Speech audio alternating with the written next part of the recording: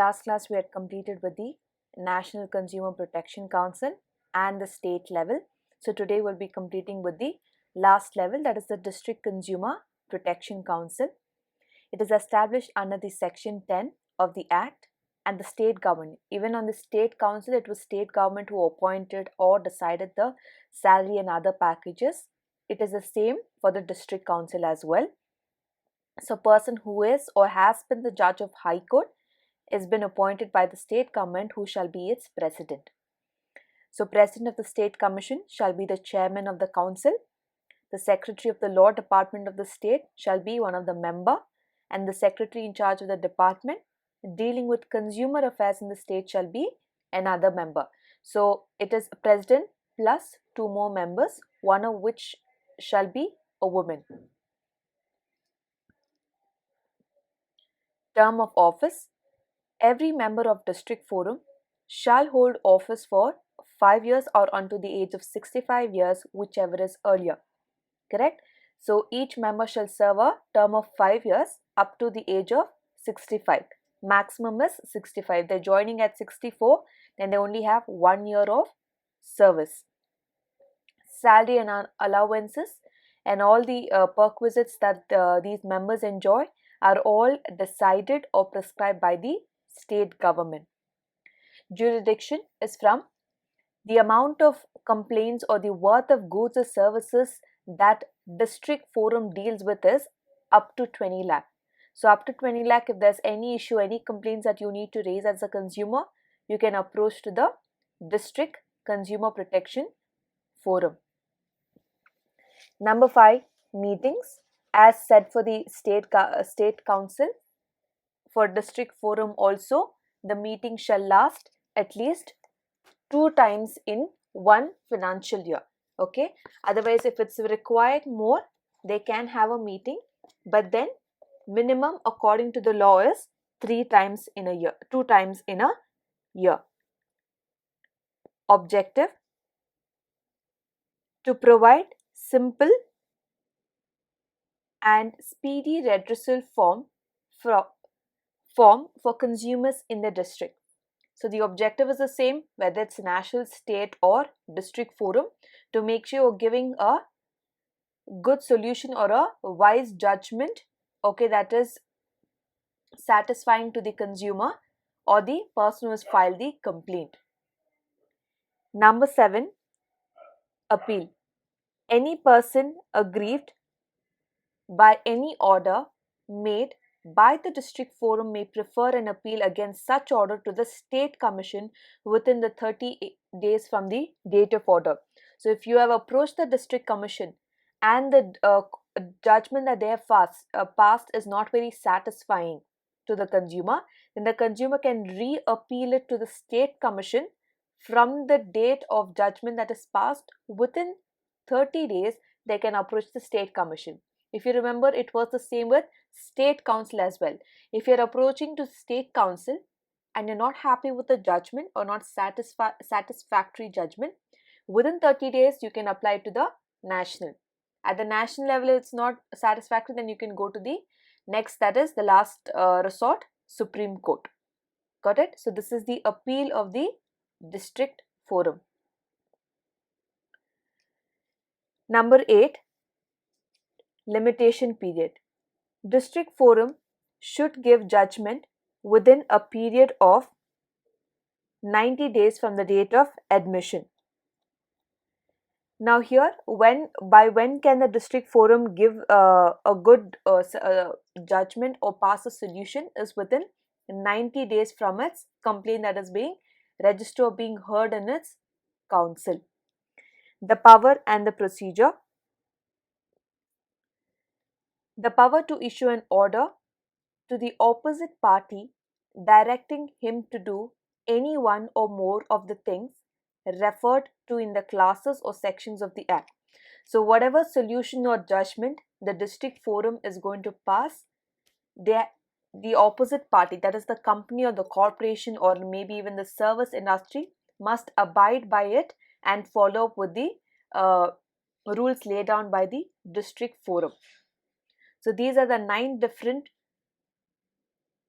steps to establish a district consumer protection council.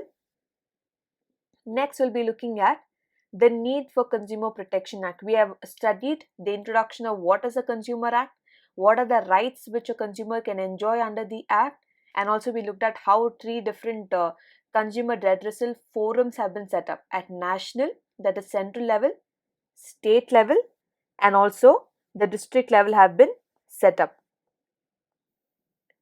So here we'll be looking at the need for Consumer Protection Act.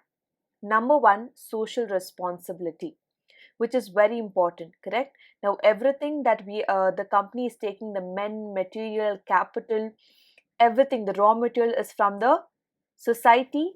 It needs to have some kind of responsibility towards the production of goods or services towards the society as well, correct? Now, there has to be a social responsibility.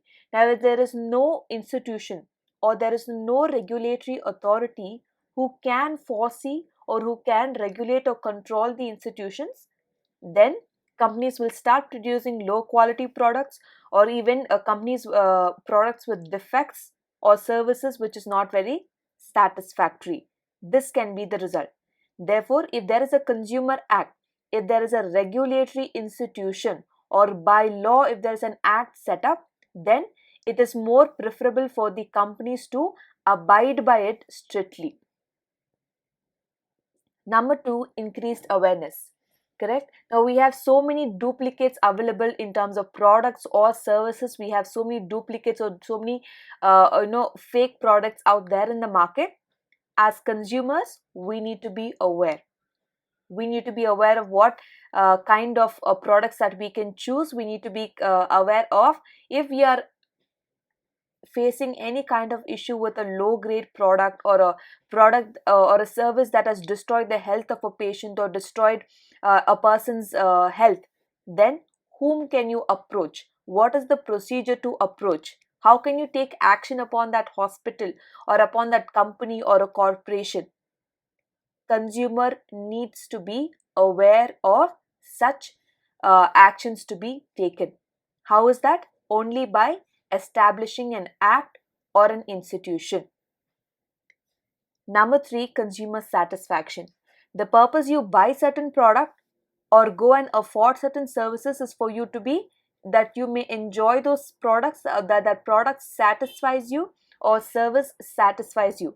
If that is not found, then there is absolutely no purpose in manufacture of certain products or services. So why do we need an act? To make sure that consumer at the end of the day is satisfied with the kind of production or manufacture that you do. Is that clear? Number four, survival and growth of business. Now, people are always ready to spend extra money or on a large scale to purchase those goods which are quality oriented, those services which are satisfying. They are ready to spend. Correct? Now, what does company needs? Company needs such loyal customers. Once customer or consumer is satisfied with a particular good or service, they stick to that brand. Correct? They stick to that brand or a company and remain loyal. They not only they themselves are satisfied, but they will start telling about the company or the products, the services they've enjoyed to their family and friends. That way, who is benefited? Company's growth, right? Company is benefited by, without any money of promotion, there is a free promotion that can happen, by which the company's sales will boost up. Okay, and company can survive only when there are consumers to buy its products. If there is no consumer who can or customer who can buy their products, there is no point of setting up or even manufacturing a product or a service. Correct? So the fourth objective or the need is survival and growth of business. So if there is an act that satisfies or that tests we have this UG mark or we have this ISI mark, all these standards are set up for what? That companies or manufacturers meet up to those standards. That is the standard where they need to meet up in order to bring their products into market. Yes or no? So therefore, if there is somebody who can ascertain, yes, this company is following the standards, wouldn't it boost up the goodwill of the company? Yes. So it will be easy for the survival of such companies who follow up to the orders or standards that is mentioned by the Consumer Protection Act. Number 5, principle of trusteeship. Now we are purchasing the goods or services based on what? Trust, because correct. Now we are going to buy certain products or enjoy in certain services that they render, having a principle of trust. Now if you're giving a faulty product or a service is due to negligence, then the trusteeship is completely lost. There has to be a constant connection or a good moral relationship between the manufacturers, that is the companies, and the society. If that trust is lost, that you know that certain so and so companies are involving are using ingredients which are banned, ingredients which are prohibited, due to negligence lives are being lost, then definitely that trust is lost. So there is an act in between coming, saying that the company as well as the consumers both need to survive, they need to manufacture, and we need those goods. So therefore there has to be a principle of trusteeship. Is that clear? So these are the 5 different need why we need why there's a requirement for a Consumer Protection Act. First, as a social responsibility. Number 2, increased awareness. Number 3, consumer satisfaction. Number 4, survival and growth of business. And number 5, principle of trusteeship.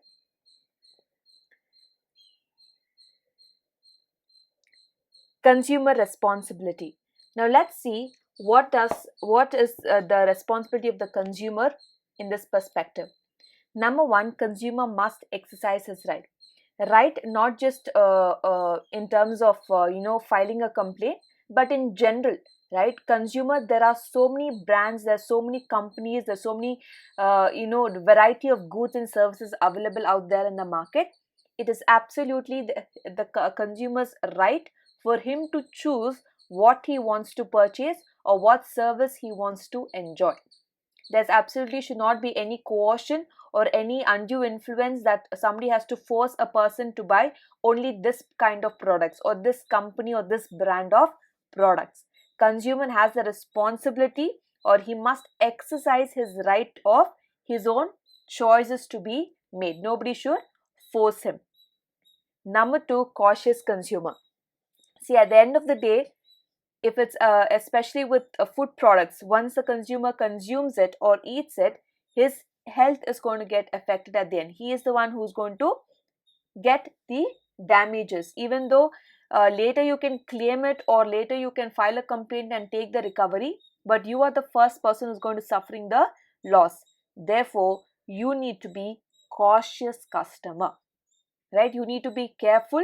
Especially if it's a food product, you need to check your manufacturing date or expiry date, or there will be certain products where there is instructions to use or instructions to apply, right? So there you need to be careful. Even though the product is a good product, it's a absolutely quality oriented, but if you're not able to follow the instructions rightly given on the packaging, then you will be the person at loss. Correct? It can be electronic gadgets, or we can see there's so many accidents that happen because you have not followed up the instructions given in the packet.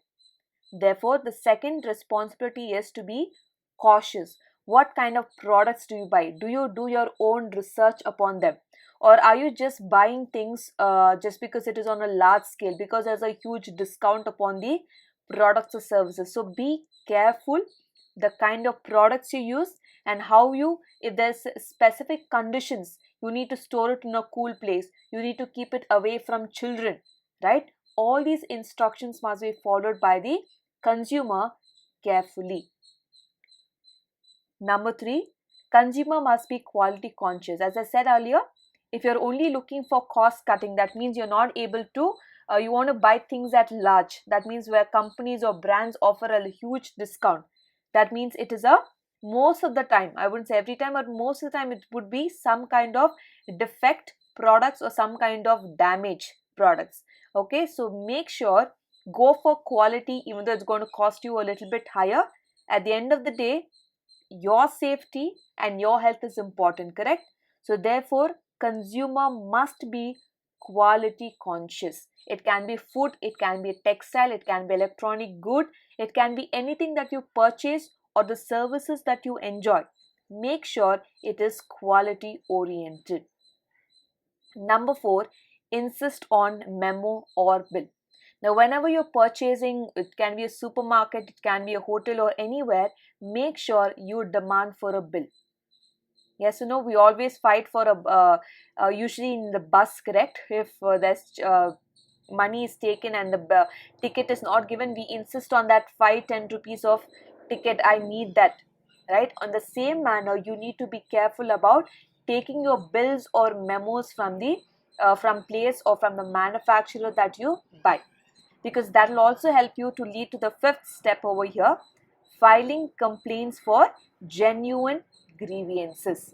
So there can be people or there can be companies who can put a fake complaint just to claim insurance or just to claim some damages, right? We have also heard about the fake complaints many across us, but here we are talking about the genuine grievances. If there's a genuine loss that you have suffered because of doctor's negligence, there is a paralyzed patient, or there is a person has lost his life or his life or her life.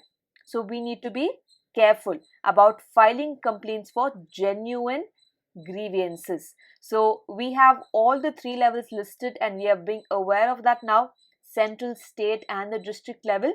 To what worth of suffer loss that you have suffered, you can approach to these institutions or to this consumer protection forums accordingly. So these are the 5 different consumer responsibilities to be taken care. He must be able to exercise his right, must be cautious, must be quality conscious, insist on a memo or bill, and filing of complaints for genuine grievances. Is that clear? So with this topic, we complete the Consumer Protection Act.